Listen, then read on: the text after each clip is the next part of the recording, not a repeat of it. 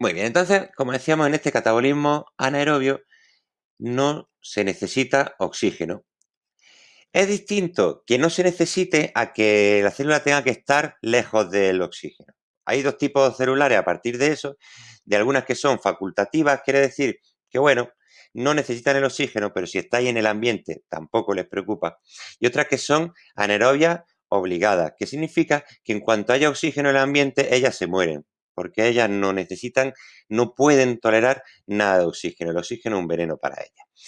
Nosotros no nos vamos a meter en muchas profundidades de eso porque no os entra, sino que vamos a ver para qué hacen estas bacterias o estos hongos, muchos de ellos, para qué hacen este proceso. Bueno, esto es lo típico que seguro que habéis visto más de una vez, que es la producción del alcohol. Todavía no lo habéis visto de una manera bioquímica, pero sí que habéis visto mil veces que a partir de unos hongos nosotros podemos producir alcohol, podemos realizar una fermentación. Por ejemplo, para formar cerveza, ¿verdad? Utilizamos un hongo, una levadura que es Saccharomyces cerevisiae, que seguro que os suena, que la tenéis aquí, y que bueno, a partir de ahí pues conseguimos bebida alcohólica. Vale, eso lo sabíamos antes de ver esto, pero vamos a ver para qué y qué ocurre, que es lo único que tenéis que saber, pero que es muy interesante. Nosotros en la fermentación estaríamos hablando de un proceso, como decía, que no necesita oxígeno y vamos a partir de una glucosa, ¿vale? Esta glucosa va a seguir un proceso que aquí, todo esto que tenéis marcado, hubiese estado genial que os señalasen que todo esto que había hasta acá, ¿vale? Todo esto que estoy marcando yo en naranjita, todo esto es la glucólisis.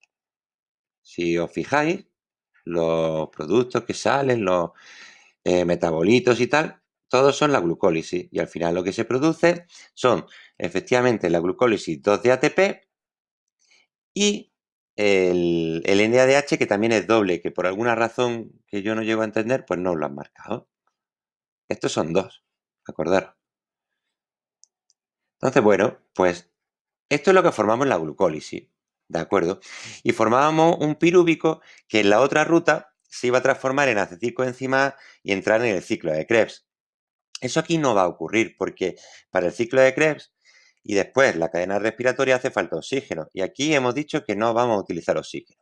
Bueno, pues lo que hacen es que este ácido pirúvico, que también os recuerdo van a ser dos de ácido pirúvico, se va a transformar en una sustancia intermedia, que es el acetaldehído, pero que para lo que nos interesa realmente, vale, yo le voy a marcar, pero que para lo que nos interesa, aquí, como tenemos que sabernos los productos, el producto que es el que tenemos que sabernos es el etanol.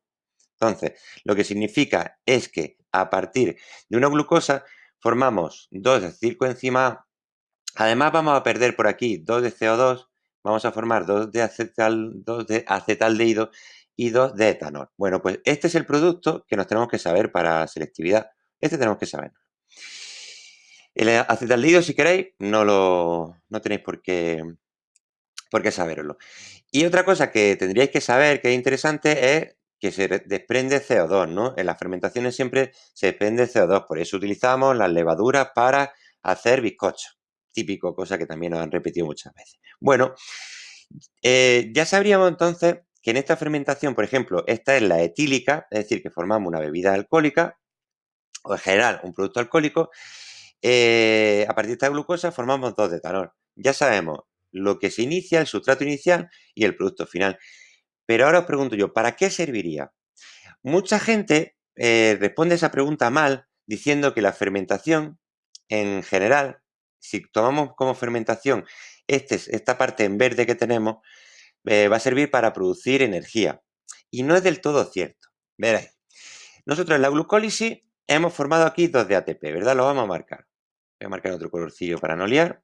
Entonces hemos formado 2 de ATP. Eso es la glucólisis. Y además habíamos formado en la glucólisis 2 de NADH, que es este NADH que tenemos aquí, ¿vale? Esto lo hemos producido en la glucólisis. Y ahora digo yo, ¿en la parte verde hemos producido más ATP? pues en la parte verde la verdad es que no hemos producido más ATP, ¿no? Así que en la parte fermentativa, en esta zona, no se produce energía, ¿no? Entonces, ¿para qué serviría la fermentación? ¿Por qué le tenemos que añadir algo más a la glucólisis si la glucólisis ya conseguíamos la energía? ¿Por qué añadirle un proceso más o dos procesos más? Pues por una razón muy sencilla, y es que nosotros este NADH, si empezamos a producir NADH aquí como locos, ¿qué nos va a ocurrir? Que va a empezar a bajar el NAD, que es su precursor. Claro, si es que lo estamos reduciendo todo. Entonces, si lo vamos reduciendo todo, al final no nos quedan reservas de NAD oxidado. Pues la fermentación sirve para eso. Simplemente sirve, como viene aquí, para coger el NADH que hemos formado en la glucólisis y lo transforma otra vez en NAD. Así que con eso lo que consigue es que no se produzca un descenso de NAD. ¿Por qué? Porque todo este NADH que se está formando va a volver a pasar a NAD. Y cuando ocurra la glucólisis, ese NAD se va a transformar en NADH. De manera que tenemos un transportador que está todo el rato pasando de reducido a oxidado y de oxidado a reducido. Y de esa manera conseguimos un ciclo. Así que para eso sirve una fermentación. Si os preguntasen para qué sirve una fermentación, pues una fermentación serviría para formar lo que es energía a partir de la glucólisis, los dos ATPs, y además para formar, perdón, para regular o para, ay, es que no me sale la palabra, sería como para volver a conseguir, ¿no? Para tener todo el rato reservas, para conseguir reservas. No es la palabra tampoco que buscaba. No sé si se ocurre a vosotros. Es simplemente para que este NADH vuelva a estar disponible a NAD, ¿vale? Estamos recuperando las reservas de NAD. Pues para eso serviría lo que es la fermentación. ¿Cómo ha quedado esto de claro? No sé si tenéis dudillas, lo podemos revisar todas las veces que queráis. Bien. Bien, ¿no? Entonces la fermentación pues sirve para eso. Conseguimos otra vez NAD y este NAD se gasta en la glucólisis. Muy bien, pues esa es la etílica en la que formamos etanol. Ya os digo, todas estas cosillas, ¿vale? Pues es texto que no hace falta, que lo que hace falta es leerlo por si hay alguna cosilla que no sabíamos, porque son cosas muy generales, pero tenemos que saber bien los esquemas para después saber bien cómo responder a una preguntilla. O tenemos otra posibilidad que es que formemos ácido láctico, que es el caso que tenemos aquí. Tenemos que del ácido piruvico formamos directamente ácido láctico, que son pues todos esos productos lácticos fermentados que consumimos como los yogures, por ejemplo. Y tendríamos, no tenemos aquí, teníamos una tercera, que es la fermentación acética, que es para formar, no sé si esta es la siguiente, no, la fermentación acética que es para formar vinagre. El vinagre lo formamos con con ese proceso, ¿vale? Entonces, claro, pues nosotros realmente aquí tendríamos que sabernos para qué sirve la fermentación y qué producto tiene. Pues bueno, podríamos poner de ejemplo en la etílica el etanol, en la láctica el ácido láctico y si queremos en la acética podríamos poner el ácido acético, que es el vinagre.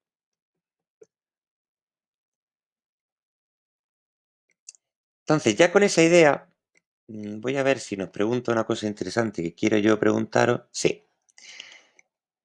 Con esa idea ya sí que podemos volver al 17 y completar algunas cosillas de nuestro ejercicio. Nos decía, ¿en qué tipo celular? Vale.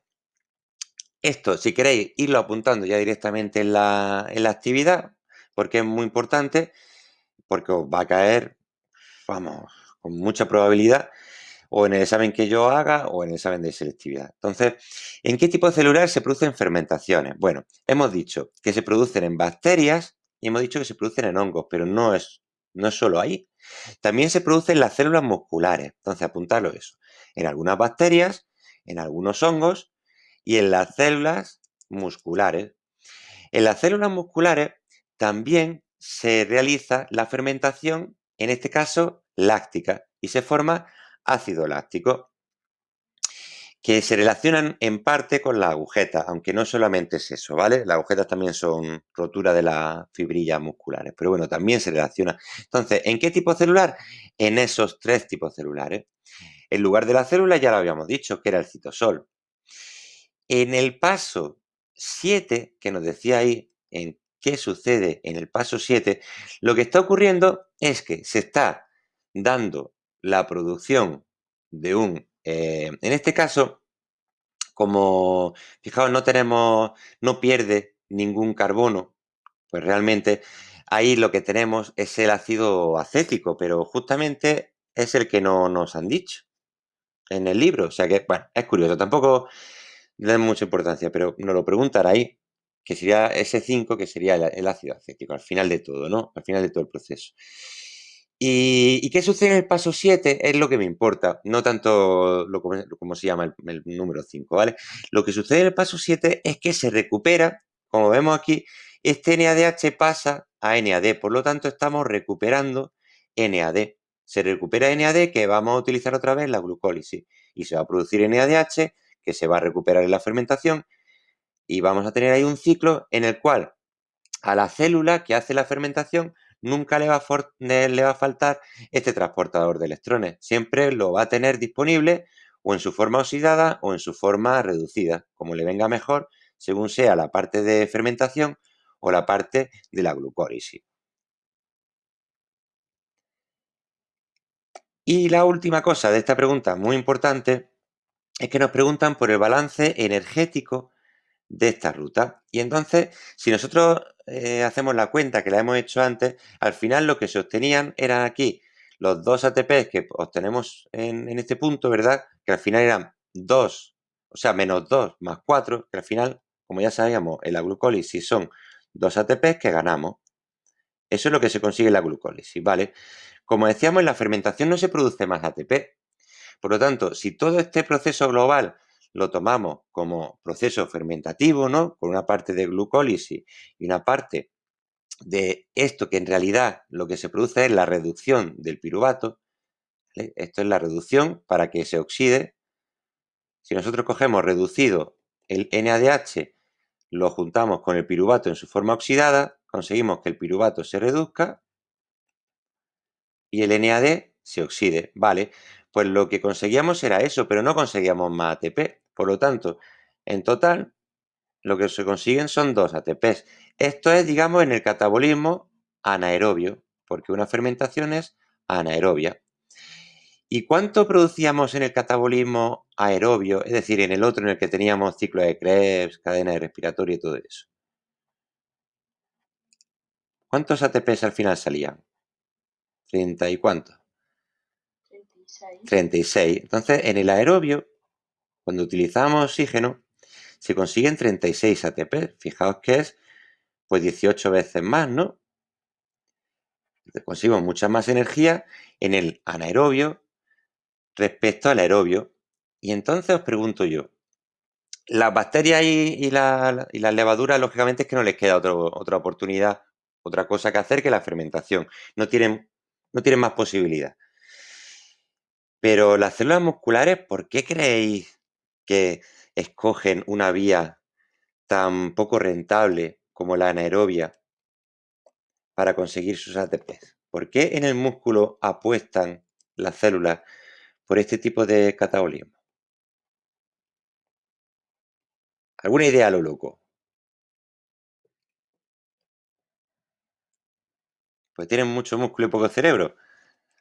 ¿Por qué eligen esa opción tan poco rentable? ¿No se os ocurre ninguna idea? Yo es que no tengo ni idea. Fijaos, si yo cojo una acción poco rentable, imaginaros, yo tengo una casa, he vendido una casa y la he vendido por menos precio del que yo podría sacar. He sacado menor rentabilidad. ¿Por qué creéis que he podido yo vender la casa por debajo de la rentabilidad que podría haberle sacado? Hipotéticamente.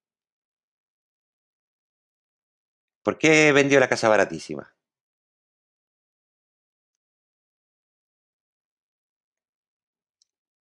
porque necesitaría el dinero, Ah, ¿vale? Entonces, a la célula del músculo le pasa lo mismo, que la pobre necesita energía rápida, como sea. ¿Por qué? Porque imaginaros que toca clase de educación física y os toca correr 36 minutos. Pues las células musculares, ese trabajo le viene ahí de repente, nadie le ha pedido cita previa.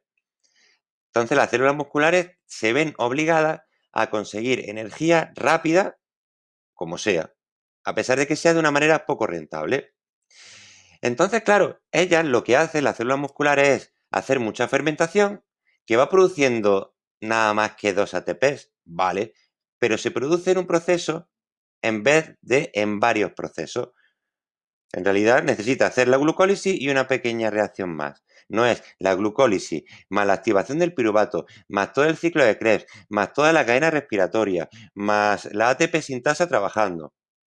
Entonces todo eso es un montón de tiempo que la célula muscular no tiene. Así que la célula muscular dice, yo lo consigo como sea y produzco poco ATP. Pero claro, es que además eso nos trae una ventaja, porque lo que va a hacer la célula muscular es derrochar la glucosa. La célula muscular es una derrochadora de glucosa, consigue solamente 2 ATP por cada glucosa. Venga a gastar glucosa, pero es que eso viene bien, porque si nosotros queremos, por ejemplo, perder peso, lo que necesitamos es quemar glucosa.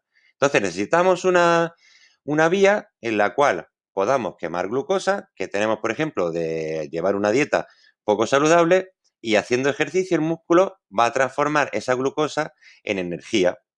De manera que tenemos esa doble ventaja, que vamos de esa manera a regular también la cantidad de glucosa que tenemos, que como veremos ya cuando terminemos el siguiente tema, la glucosa al final es el indicador de todo. Y si tenemos la glucosa muy alta, al final vamos a engordar. Y si tenemos la glucosa baja, pues al final vamos a conseguir adelgazar, porque se va a quemar también las grasas que tienen asociadas, ¿vale? Así que esa es una idea de esta de pregunta de razonamiento de un punto de esta básica, ¿vale? ¿Por qué las células musculares utilizan la vía fermentativa o por qué algunas células eligen la vía fermentativa? Todo eso viene en función de lo mismo, que quieren conseguir energía rápida. Y con esto habríamos terminado la glucosa. Como estáis cansados, vamos, seguro, vamos a dar 5 minutillos más y ya terminamos. Pero en estos 5 minutillos, en realidad, nos va a dar tiempo a terminar el tema. Para vuestra desgracia o vuestra fortuna, porque lo que significa eso es que simplemente de las otras dos vías que teníamos en este tema, no vamos a tener que saber nada prácticamente. Nosotros estábamos hablando de cómo quemar glucosa todo el rato, pero ¿y la grasa que nos tomamos? Por ejemplo, de unas patatas fritas, el aceite. Y la proteína que nos tomamos.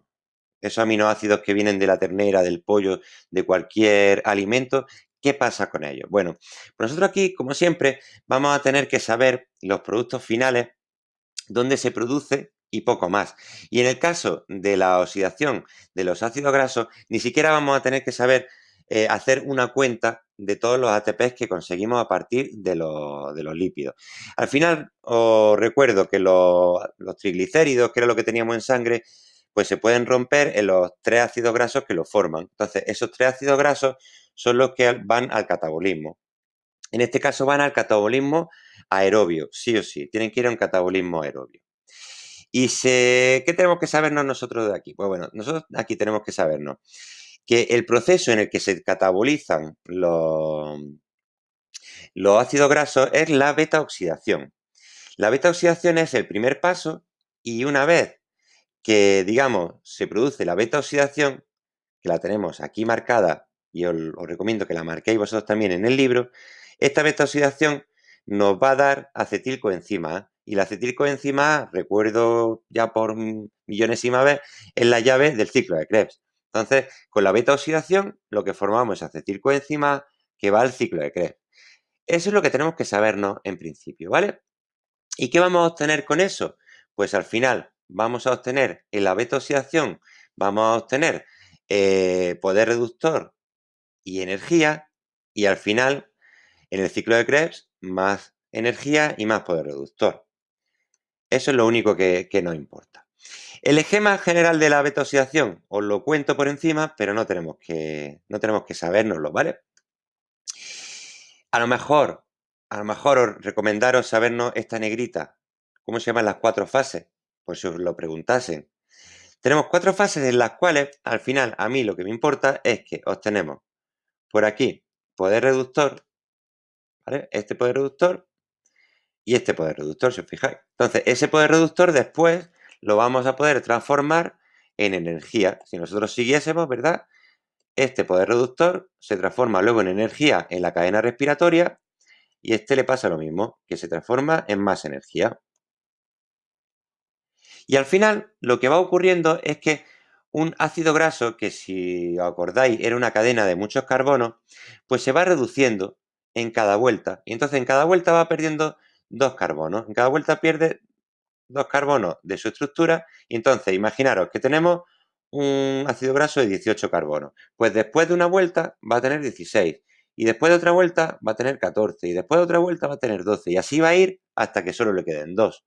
Por lo tanto, por eso se llama a veces también a este proceso hélice de Linen, que fue quien la describió, porque al final es como una espiral. Nosotros vamos a conseguir cada vez menos carbono y entonces se podría dibujar como una espiral, que es lo que empiezan haciendo aquí, ¿no? Pero bueno, vosotros no le deis más vueltas. Si os metéis en una carrera de ciencias de la salud, en cualquiera de ellas tendréis que ver este proceso mucho más en profundidad, pero ahora mismo no os voy a torturar con ello, porque no vale la pena, ya tendréis tiempo para verlo. Así que en la beta-oxidación, en la oxidación de los ácidos grasos, en la hélice de Linen, cualquiera de esos 3 nombres es el mismo, obtenemos poder reductor. ¿Y luego qué pasa con ese poder reductor?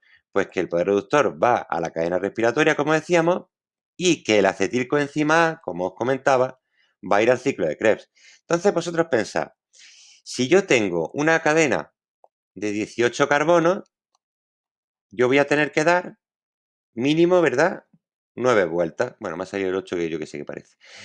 Si tengo 18 carbonos y se pierden 2 carbonos en cada vuelta, pues a partir de esos 18 carbonos yo podría dar 9 vueltas. 9 vueltas al ciclo de Linen. Entonces, por cada vuelta vamos a obtener acetilcoenzima A. Por lo tanto, eso se lo vamos a ir metiendo al ciclo de Krebs en modo de acetilcoenzima A. Por lo tanto, esta vía genera mucha más energía que los glúcidos. Y por ejemplo, simplemente con el ácido linoleico, que es uno que está muy presente en muchos alimentos, podríamos llegar a formar 96 ATPs por cada ácido graso. Al final, frente a los 36 que obteníamos por cada glucosa, fijaos que la grasa tiene mucha más energía. Eso es lo que hace que la grasa no se engorde muchísimo más que cualquier otro tipo de alimento, porque se va a generar mucha energía, que si tenemos mucho exceso de energía, al final lo que nos va a provocar es una obesidad. Dentro de los aminoácidos, aquí sí es verdad que tenemos que intentar, bueno, sabernos muy poquito, muy poquito, muy poquito. Mi recomendación para poder salir del paso bien con esto es que dentro de los aminoácidos pasa lo mismo. Los aminoácidos nosotros no los catabolizamos para obtener energía, porque las proteínas no sirven para obtener energía, sino que ya visteis que tenían otras funciones como la reguladora, estructural, un montón de ellas, ¿no? Pero no es para energía. Entonces lo que hacemos en general es transformar los aminoácidos unos en otros para tenerlos conforme queramos, ¿no? O para procesos en particular. Por ejemplo, el grupo amino de los aminoácidos va a ir al ciclo de la urea. Pues vosotros tenéis que saber eso, que ese grupo amino va a ir al ciclo de la urea, que lo que hace es eliminar el amoníaco. La parte carbonada, el esqueleto de carbono, pues puede servir para transformarse en otros aminoácidos, ¿vale? Pero también puede servir, si fuese necesario, para entrar en el ciclo de Krebs. Ese esqueleto carbonado, si fuese necesario, podríamos utilizarlo para transformar energía, ¿vale? Pero en general no va a ser esa su función. De aquí, yo que vosotros no me lo aprendería, ¿vale? Son en función del aminoácido, en función del producto que formen, pues vamos a tener 3 tipos, ¿vale? Algunos que forman cuerpos cetónicos, otros que son intermediarios del catabolismo, otros que pueden servir para formar unos u otros. pero yo que vosotros no me lo... Como siempre, si queréis aprender un poquito el nombre, pero no le daría muchísima importancia, ¿vale? Entonces simplemente, pues que como tenéis aquí en el esquema, los aminoácidos pueden ir pasando de unos a otros y transformarse pues, en intermediarios del metabolismo que pueden servir en algún momento. Fijaos, un aspecto importante, por ejemplo, es en las personas que son diabéticas, pues a veces se pueden dar esta situación, que se utiliza el aminoácido. En las personas que son anorésicas, también se puede dar esta situación, que se utilicen aminoácidos. Pero en general, lo que va a haber es una eliminación del exceso de amoníaco que tengamos y una transformación de unos aminoácidos en otros. Eso va a ser, en general, lo normal en un paciente sano, en una persona sana, ¿vale? Así, hablando en general, ya sabéis que en estos casos puede haber muchísimos ejemplos. Lo más importante es que el amoníaco de los aminoácidos, al final tenemos que echarlo. Eso sí que no lo podemos ir acumulando y lo vamos a eliminar a partir de otros productos, como puede ser la urea, ¿no? Y si nosotros vamos acumulando demasiado amoníaco, demasiado grupo amino, lo que nos puede dar una enfermedad que se llama la gota, que no sé si os suena, que era una enfermedad de reyes, sobre todo, que eran los que comían más carne, más que el pueblo llano. Así que esas cosillas generales serían lo que terminaría el temilla, ¿vale? Así que ahora os mando alguna tarea, pero poquita cosa. Sobre todo a lo mejor os mando un esquemilla o algo así.